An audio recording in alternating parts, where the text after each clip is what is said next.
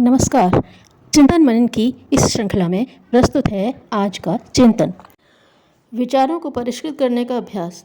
आप जानना चाहेंगे कि विचारों को श्रेष्ठ बनाने का अभ्यास किस प्रकार किया जाए। यूँ तो अधिकांश व्यक्ति शुभ विचार रखना और शुभ परिणाम प्राप्त करना चाहते हैं, पर मन का निग्रह, विचारों का संयम सहज बात नहीं। चाहे आप जंगल में नंगे होकर जा बैठिए और चाहे पहाड़ की गुफाओं में ध्यान का अभ्यास करने लगिए, मन का संयम तब भी कठिन होता है।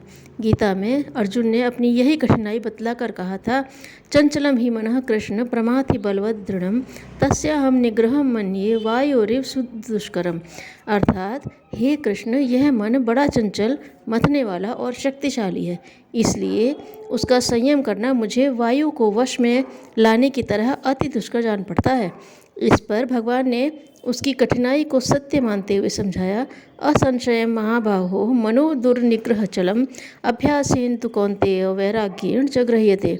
अर्थात, इसमें संदेह नहीं कि मन चंचल और कठिनता से वश में आने वाला है, परंतु अभ्यास और वैराग्य से वह वश में हो जाता है।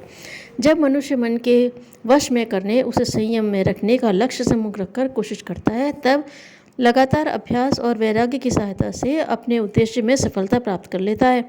आधुनिक समय में इसके लिए ऑटो सजेशन की विधि को अत्यधिक व्यवहारिक माना गया है। उसका वर्णन एक विशिष्ट लेखक ने इस प्रकार किया है, आप किसी विचार को लेकर उसका जैसा अनुकूल मानस चित्र बनाएंगे, वैसा ही प्रभाव आपके मन और शरीर पर पड़ेगा। उदाहरणार्थ, आप एक विचार ले लीजिए, आत्मविश्वास।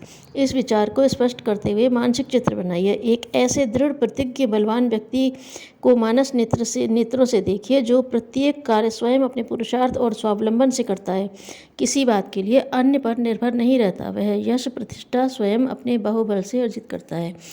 फिर मन को स्वावलंबन के प्रचुर विचारों से भर लीजिए। मन ही मन कहिए, मैं कभी किसी दूसरे पर निर्भर नहीं रहता, स्वयं अपने परिश्रम और उद्योग से काम पूरे करता हूँ। मैं कभी दूसरों का सहारा नहीं चाहता।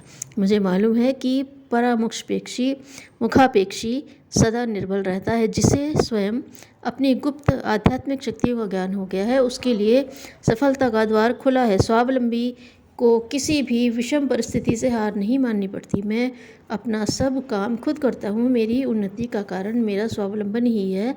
मैं अपने पैरों पर खड़ा हूँ, स्वयं अपनी उन्नति कर रहा हूँ। हमारे शास्त्रों में नित्य प्रति ध्यान करने का जो आदेश दिया है, उसका उद्देश्य यही है कि शुभ विचारों को विधिपूर्वक मन में जमाया जाए और अशुभ विचारों को रोका जाए। मनुष्य की शक्ति का वास्तविक स्रोत उसका गुप्त मन ही होता है। उसमें जैसी भली बुरी, सशक्त या निर्बल भावनाएं संकल्प निवास करते हैं, वैसा ही मनुष्य का व्यक्तित्व बनता जाता है। यदि हम गुप्त मन रूपी भूमि में सद्विचारों और दृढ़ संकल्पों के बीज ध्यान और जप द्वारा जमा दें, तो उसका परिणाम निरंतर सामने आता जाएगा। हमारे यहाँ मंत्र जप का जो विधान बतलाया गया है, वह भी इसी उद्देश्य से है। संध्या में जो स्वास्थ्य, दीर्घ जीवन और विरोधी तत्वों पर विजय की भावनाएं पाई जाती हैं, उनका लक्ष्य यही है।